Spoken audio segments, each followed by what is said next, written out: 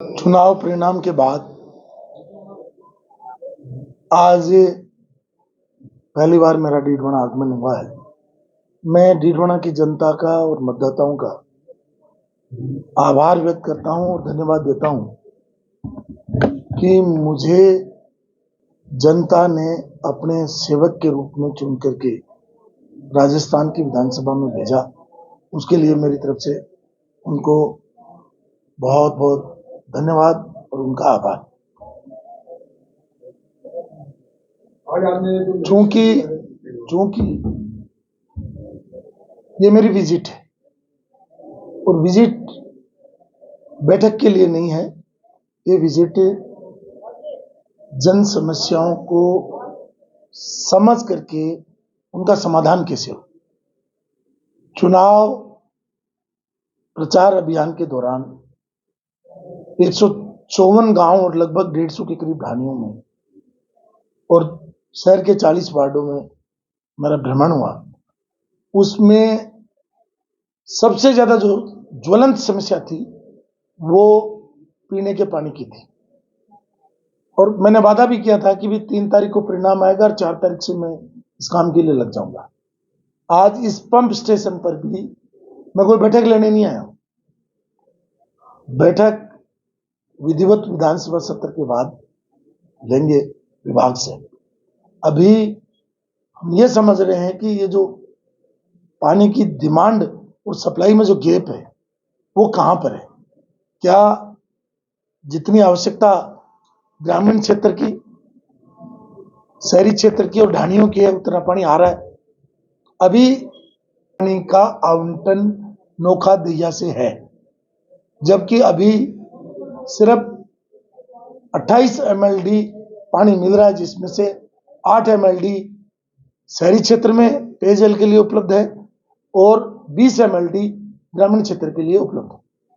तो ये जो 12 MLD का जो गैप है, ये पीछे से इनके कथनों अनुसार ये जो कह रहे हैं, तो इसका वेरिफिकेशन मंडे को मैं स्वयं जाकर के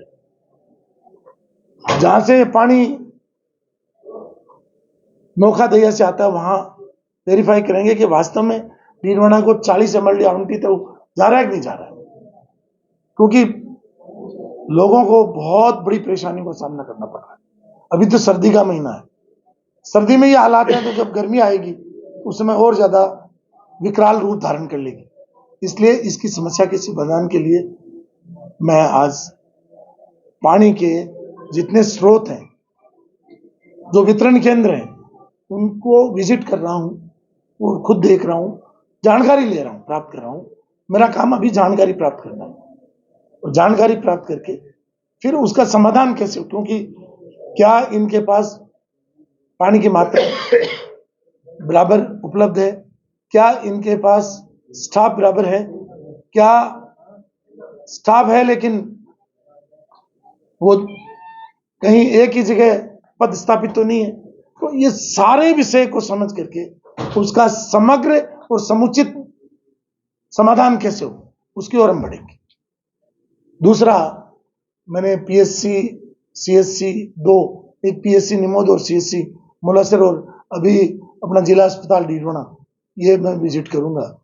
इसमें मरीजों को क्या समस्या आ रही है, कौन सी मशीन ऐसी है जो अभी इनको आवश्यकता है, डॉक्टर्स की पदस्थापन की क्या स्थिति है, नर्सिंग स्टाफ की क्या है, दवाइयों की क्या है, और जो इंस्ट्रूमेंट चाहिए क्या वो डिमांड के अनुसार उपलब्ध हैं, ये सुनिश्चित करवाना मेरा काम है।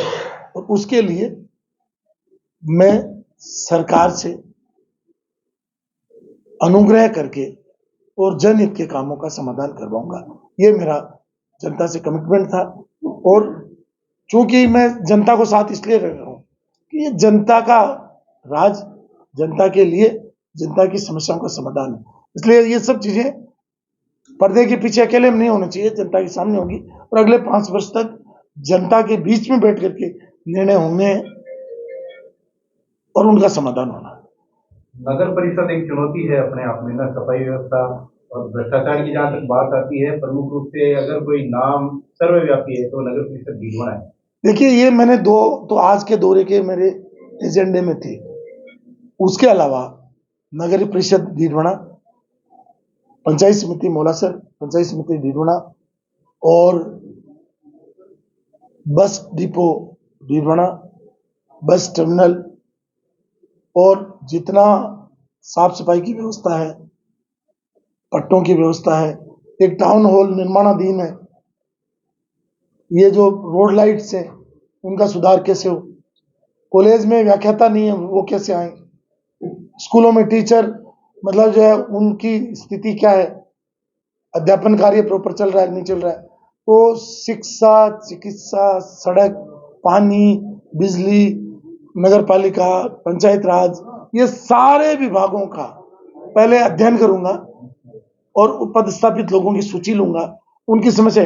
आज मैंने कोई इंस्ट्रक्शन नहीं दिए, क्योंकि आज मैंने सारे चिकित्सकों से, पानी वालों से ये कहा कि भाई आपकी समस्या क्या है, उसका हम अध्ययन करें और समुचित स्थान पर उस बात को पहुंचाएं, उसका समाधान करवाएं। और जब सरकार शपथ ले लेगी, मंत्रीगण आ जाएंगे, सचिवगण पदस्थापित हो जाएंगे, तब तक हम इन सारी समस्याओं का संकलन करेंगे। अधिकार देखने में आता है कि जो डेपुटेटेड लोग हैं, प्रतिनियुक्ति पर है, काम लगभग उन्होंने बिगाड़ रखा है। चाहे सफाई व्यवस्था की देख लो या आप उपखंड कार्यालय में देख लो, जिला अधीक्षक के वहां देख लो कि जो डेपुटेशन पे लगे हुए लोग हैं वो मूल विभाग में वैसे ही नहीं काम कर रहे हैं, प्रतिनियुक्ति पर जाकर के वहां भी काम को प्रभावित करते हैं। इसके लिए क्या रहेगा? देखिए, नई सरकार आ रही है और हम उम्मीद करते हैं कि नई सरकार इस ओर विशेष ध्यान देगी कि जनहित सर्वोपरि रहे, जनता के हितों की रक्षा हो और जनता के कार्यों का निस्तारण समय पर समयबद्ध तरीके से हो और भ्रष्ट अधिकारियों के खिलाफ कार्रवाई हो और भ्रष्टाचार मुक्त सुशासन मिले, ये उम्मीद करते हैं। लेकिन मैं आपसे ये वादा जरूर कर रहा हूं कि कोई भी अधिकारी, चाहे वो नगर पालिका में है, चाहे एसडीओ कोर्ट में है, चाहे एसपी ऑफिस में है, जब तक मैं यहाँ विधायक हूं तब तक ये जीरो टॉलरेट होगा, जीरो टॉलरेट। और आज आपके माध्यम से एक और कहना चाहता हूं, चाहे वो किसी भी विभाग का अधिकारी है, उसको अब किसी भी व्यक्ति को बंदी नहीं देनी। मेरे यहां तो किसी भी तरीके का कोई ऐसा काम मैं नहीं बताऊंगा जो मेरे से जुड़ा हुआ है। मेरे काम मैं खुद करूंगा। मैं अधिकारियों से यही अनुरोध करूंगा कि वो जनहित के काम करें, जनता को त्वरित उनकी समस्याओं का समाधान और निस्तारण करें, उसको अटकाए नहीं, उसको लटकाए नहीं, उसको भटकाए नहीं। क्योंकि मुझे अभी पता चला है कि ठेकेदारों के बिल भी रुके हुए पड़े, ये क्यों रोक लिए, उसका कारण भी अब समझना पड़ेगा कि भाई अब जैसे जयपुर डीडवाना शहर के अंदर एसटीपी लगा हुआ है, पानी का परिशोधन, जो हमारा गंदा पानी आता है सीवरेज का, उसका परिशोधन संयंत्र लगा हुआ है, वो प्रॉपरली काम नहीं कर रहा। मेला मैदान हमारा जो गौरव था वो भरा पड़ा है। सिंगी तलाई हमारे लिए इस शहर की शान थी, हमारी परंपरा थी और हमारे एक तरीके से आस्था का केंद्र था। वहां मतलब सैकड़ों साल पुराना मंदिर है, वहां गंदा पानी आ रहा है सीवरेज का और भर्ती करके पानी रोक दिया गया। तो बस टर्मिनल का इश्यू है, एसटीपी का इश्यू है, टाउन हॉल का इश्यू है, रोड लाइट्स का इश्यू है, पट्टों का इश्यू है, भ्रष्टाचार का इश्यू है, ये सारे एड्रेस किए जाएंगे।